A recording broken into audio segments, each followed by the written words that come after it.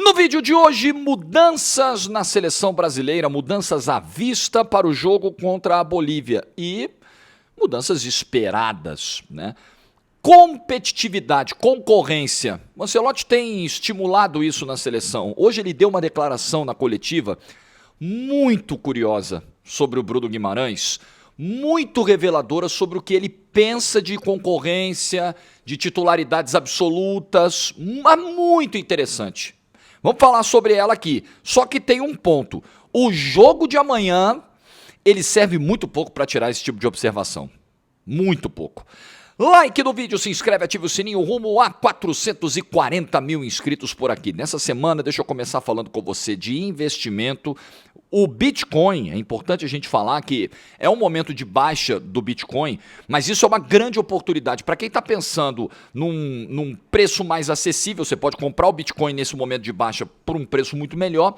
E para quem está pensando em abrir caminho para construir uma posição segura de investimento de médio e longo prazo. Essa é a hora. E eu sempre indico aqui o mercado Bitcoin, que é a maior plataforma de ativos digitais da América Latina, com mais de 4 milhões de clientes e que tem uma campanha muito legal para você começar a investir com Bitcoin com consciência, com propósito, porque Bitcoin não é só uma tendência, o Bitcoin é uma forma de proteger aquilo que você tem hoje e ao mesmo tempo fortalecer teu futuro. Então na campanha é muito simples, você vai abrir sua conta do mercado Bitcoin totalmente gratuita, leva 5 minutos, não tem taxa, não tem tarifa, não tem nada. Vai investir R$50, R$50, gente, cinquentinha em Bitcoin disponível na plataforma. Em até 7 dias, você vai receber R$25 de crédito diretamente nessa conta que você abriu do mercado Bitcoin e pronto. E aí você vai conhecer as possibilidades de investimento. É o que eu indico, muita gente tem me dado retorno legal da plataforma, gente que já me ouve falar há alguns meses aqui do mercado Bitcoin. Eu deixo sempre esse QR Code na tela, deixo o link na descrição, deixo o link no comentário fixado. É uma oportunidade para quem tem curiosidade, quero entender como é que é Bitcoin, não sei por onde começar. Tá aí uma baita oportunidade com o mercado Bitcoin. Bitcoin pode ser parte real da vida das pessoas, uma escolha estratégica de investimento. Beleza? Muito bem! Vamos lá, seleção brasileira para amanhã. Treino hoje na Granja Comari foi o último. Brasil vai para Santa Cruz de la Sierra, dorme lá, não tem altitude, Santa Cruz, bem pertinho da fronteira aqui com o Brasil.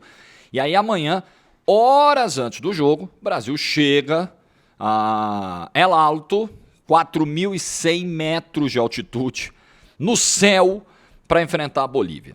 E aqui a primeira coisa que a gente precisa dizer, o jogo de amanhã, o time esboçado, estava vendo os colegas hoje pela manhã, o Bruno Cortes no Sport TV, a Monique Danello na TNT Sports, eles estão observando o treino e o esboço de time para amanhã seria Alisson no gol, Wesley na direita, esses dois foram titulares do Maracanã, seriam mantidos. Aí o restante da linha de zaga toda alterada. Saindo Marquinhos e Magalhães, entrando o Alexandro do Lille, que foi muito bem na última data FIFA, você vai lembrar, e o Fabrício Bruno do Cruzeiro, que está numa temporada maravilhosa. E na esquerda o Caio Henrique, no lugar do Douglas Santos. Então mexe bem a linha de defesa. Meio campo, o Casimiro está suspenso, joga o Andrei Santos, com o Bruno Guimarães e com o Paquetá, saindo o Rafinha também. E o trio de ataque é Luiz Henrique na direita no lugar do Estevão, Samuel Lino na esquerda no lugar do Gabriel Martinelli e Richarlison no centro do ataque no lugar do João Pedro. Primeira coisa que a gente precisa dizer, não é o jogo de amanhã que vai definir na cabeça do Ancelotti, ou não deveria ser, né, o jogo de amanhã, o jogo definidor na cabeça do Ancelotti sobre titularidades. Não pode ser. Ah, não, existe uma dúvida, Luiz Henrique, Estevão, então vamos observar esse jogo, porque o Luiz Henrique já entrou 25 minutos muito bem no Maracanã e foi o melhor em campo jogando um pedaço do segundo tempo. Vamos confirmar isso no jogo da Bolívia. Se ele arrebentar, ele é o meu titular. Não é um jogo para isso. Ah, o Samuel Lino, que está numa fase muito legal no Flamengo, chegou muito bem aqui ao futebol brasileiro. Esse é o jogo, se ele arrebentar, comer a bola no lugar do Martinelli, vai ser ele. Não é o jogo para isso. Até porque precisamos lembrar que a seleção ainda tem Vinícius para voltar, ainda tem Rodrigo para voltar. Ah, o Richarlison, que na última data FIFA não foi bem, mas que faz um início de temporada no Tottenham muito legal, muito bom. Ah, esse é o jogo para o Richarlison ganhar a briga com o João Pedro. Não é esse o jogo. Porque esse jogo é disputado em condições totalmente adversas, difíceis, diferentes. É um jogo muito particular. Não é uma simples altitude, né? Você não vai a Quito, 2.800 metros. Você não vai a La Paz, que são 3.600, que já é coisa pra caramba. Você vai para mais de 4.000. 4.000. Eu já relatei a vocês aqui a minha experiência com o São Paulo em 2020, né? Acho que foi 2020, foi o ano da pandemia. Foi um pouquinho antes da pandemia. Por coisa de 10 dias a gente não fica preso lá em Juliaca, que foi um dos epicentros da pandemia no mundo, inclusive. Uma coisa meio assustadora de lembrar. Mas nós fomos para lá. Eu, Mauro Betti, Rodrigo Fragoso, Gabriel Simões, a equipe técnica, nós fomos para Juliaca, que é uma altitude de 3.800. Então ela é mais que La Paz e menos que El Alto. Fica ali bem próximo, ali perto da região de Cusco e tal. E eu fiz o jogo do estádio, a estreia do São Paulo na Libertadores contra o Binacional. São Paulo perdeu o jogo, acho 2-0. É outro esporte. Eu tinha sempre essa sensação, né, de que a altitude tinha um peso muito grande, era um fator muito determinante nos jogos, desequilibrava demais, né? Mas você vivendo isso, pelo menos uma única vez na vida, foi a única que eu vivi até hoje, você consegue ter uma noção melhor para desenhar esse quadro. Tudo é muito diferente. Tudo. A velocidade, a intensidade, tudo. A força da bola quando sai um chute, quando sai do pé do camarada um chute de fora da área. Tudo é muito diferente. Então é um jogo, sabe, você chega 3 horas antes do jogo, eu lembro, a gente tava se arrumando para ir pro estádio, a gente tava no saguão esperando para ir pro estádio, esperando o carro, aí vê, o São Paulo desembarcou agora, acabou de pousar. Aí a gente tá indo pro estádio, o ônibus do São Paulo passa por nós, assim, os caras chegaram na hora do jogo, porque não tem como chegar antes. Ou você chega muitos dias antes para fazer uma aclimatação, ou você chega na hora do jogo para tentar ter o mínimo de efeito possível daquela altitude. É muito difícil, eu sei que eles são atletas, né? Mas, por exemplo, quando eu desembarquei lá em Juliaca, o motorista que veio buscar a gente perguntou assim, vocês vão fazer alguma coisa agora? Aí fiquei meio sem entender a pergunta, assim, num primeiro momento. Falei, a gente vai tomar um banho e almoçar. Porque a gente chegou lá, era 12:00 e pouco, né? O nosso desembarque foi na hora do almoço. Então, recomendo a vocês que depois do almoço voltem pro quarto. Aí eu, na hora, o carioca, né, assustado, pensa que é alguma coisa de violência, né? Fica no quarto, porque, os caras estão assaltando muito aqui. Não era isso. É justamente pela altitude. Vocês acabaram de chegar, sabe? Evita fazer esforço, evita caminhar, fica deitadinho. Assim, essa era a recomendação. É muito diferente, muito diferente. Eu lembro quando eu fui dar uma caminhada, fui dar uns passos. A gente foi, o restaurante ficava no quarteirão de trás do hotel, era numa espécie de shopping lá, um complexo, tinha um supermercado, tinha uma praça de alimentação, era um shoppingzinho. Ficava no quarteirão de trás do hotel. Então a gente olhou e falou, dá pra ir a pé, vamos andando. E eu fui andando no meu passo normal. Eu ando rápido, eu tenho um caminhar rápido. Eu não consegui, eu andei, sei lá, 50 metros, 100 metros. Você começa a sentir o peito abrir, você fala, cara, não vai dar não. Aí você vai no passinho de tartaruga. Aí vai todo mundo devagarzinho. Então, cara, como é que você vai pegar um jogo como esse pra tirar observações? Não, é Richarlison ou João Pedro. Não é jogo pra isso, né? Aliás, eu acho, inclusive, que é um jogo interessante para você escalar o Richarlison. Porque é um jogo que vai precisar dessa bola chegando em condições muito mais prontas para o centroavante finalizar. Não é jogo para centroavante de mobilidade, volta, vem dar combate no meio campo, vem buscar, abre pelas pontas. Não é jogo para isso, não é jogo para você explorar tanto essa característica de um centroavante. Justamente por essa condição do ar rarefeito. Mas você vai ter 2 caras pelo lado que, se não sentirem tanto a altitude, vão fazer essa bola chegar com qualidade e com velocidade para o Richarlison, o Luiz Henrique e o Samuel Lino. Porque isso também é um ponto importante. Se eles vão sentir ou não. Isso vai muito de pessoa para pessoa. Então, eu já ouvi relatos de gente que foi para altitude e quase morreu. A cabeça explodiu, gente que foi fazer reportagem de campo, que não aguentava andar da linha lateral até o meio campo para entrevistar o cara na época que você podia entrar no campo e tal, porque não tinha fôlego mais. Gente que queria tacar a cabeça na parede de tanta dor, de tanta pressão na cabeça, porque não aguentava mais.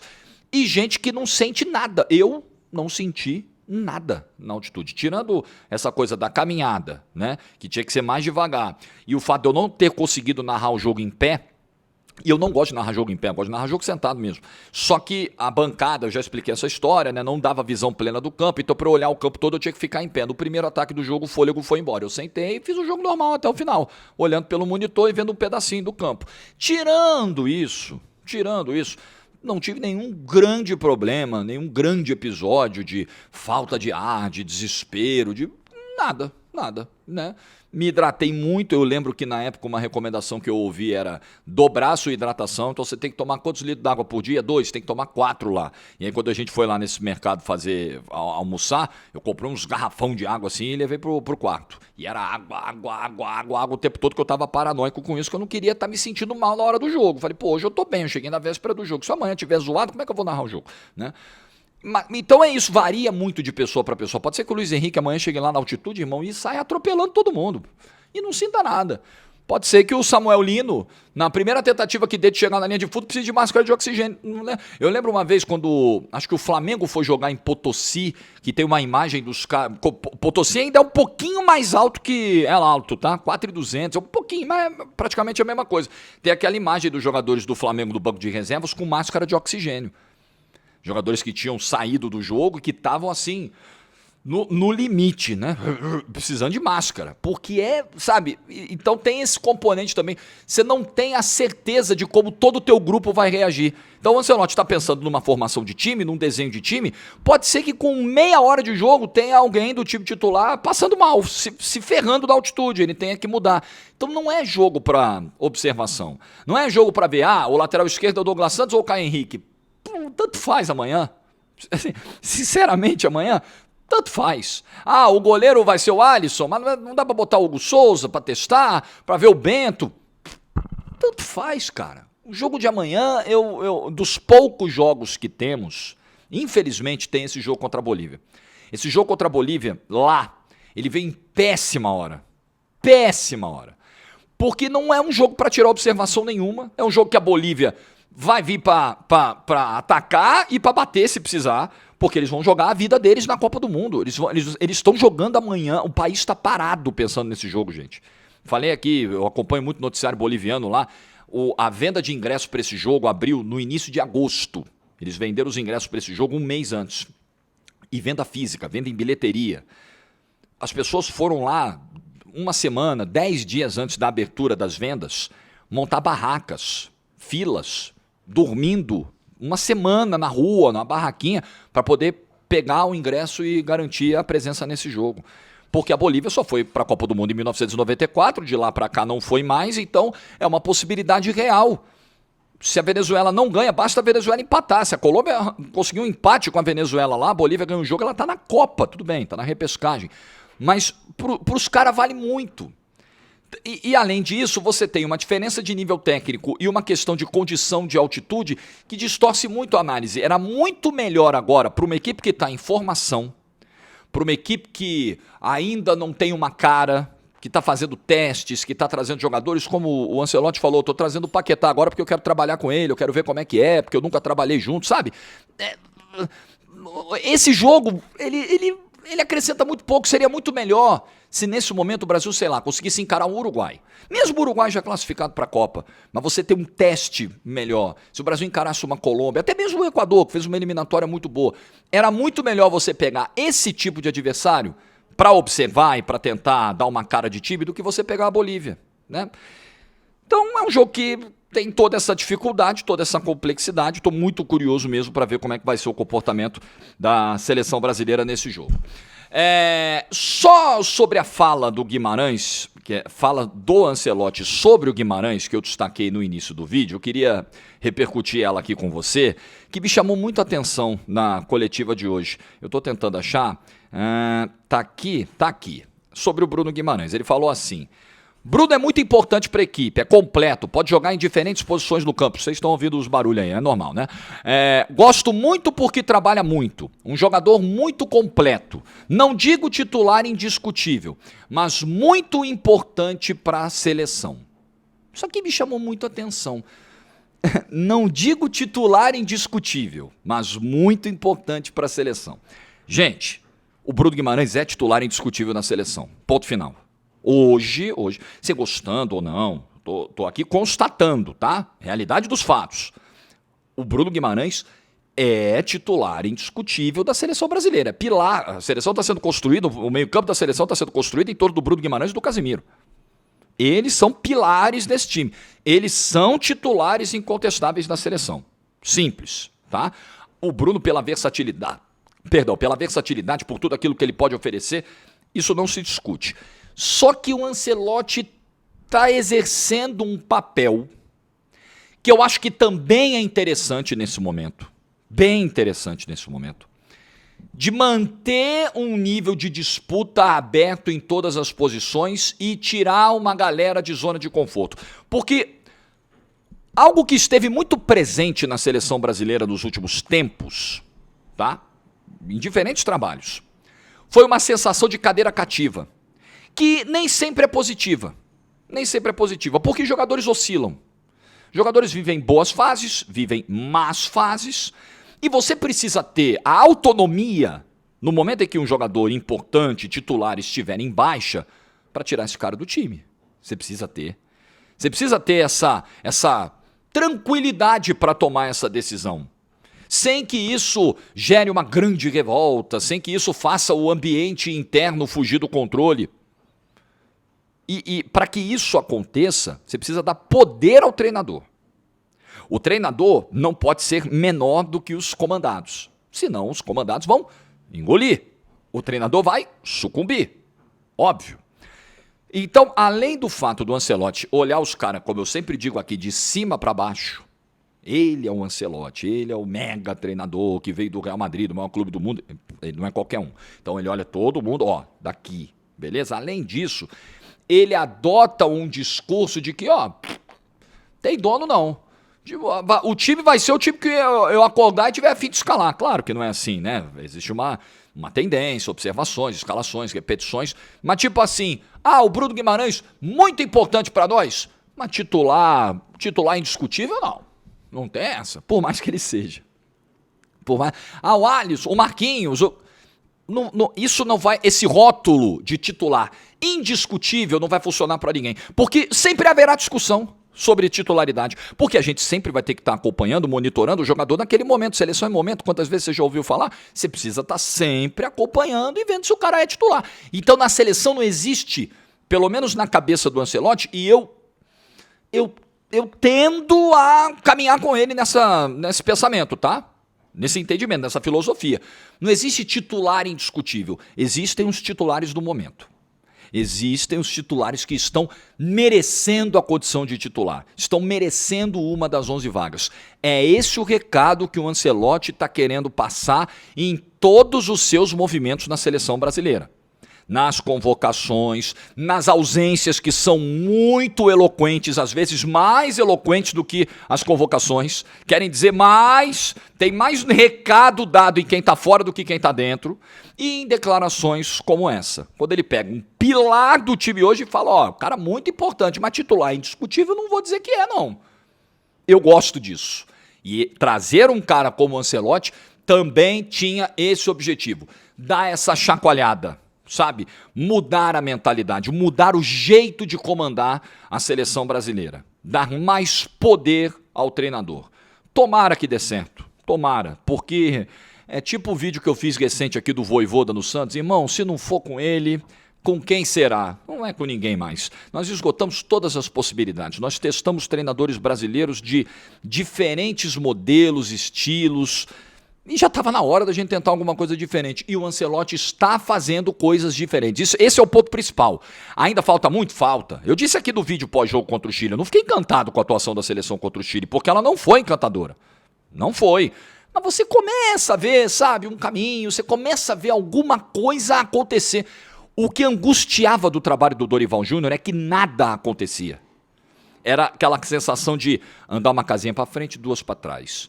Anda uma casinha para frente, volta uma. Anda duas, volta duas. Era angustiante ver isso. Tomara que com o Ancelotti seja diferente. Os primeiros passos são bem animadores, bem interessantes, bem promissores, eu diria. É isso aí. E amanhã eu vou narrar esse jogo, você sabe, na GETV, a partir das 7 da noite, teremos 1h30 de pré-jogo para Bolívia e Brasil, eliminatórias para a Copa do Mundo. Eu narro, o Bruno Formiga comenta, junto da Luana Maluf e o nosso time de campo que vai estar lá em El Alto. Mariano Spinelli já foi ontem lá para subir a altitude gigantesca boliviana. O que você pensa de tudo que foi falado aqui, principalmente dessa condução do Ancelotti interna, nas disputas internas? Eu estou gostando. E você? Deixa a opinião nos comentários. Like no vídeo se você ficou até o final. Juízo e tchau!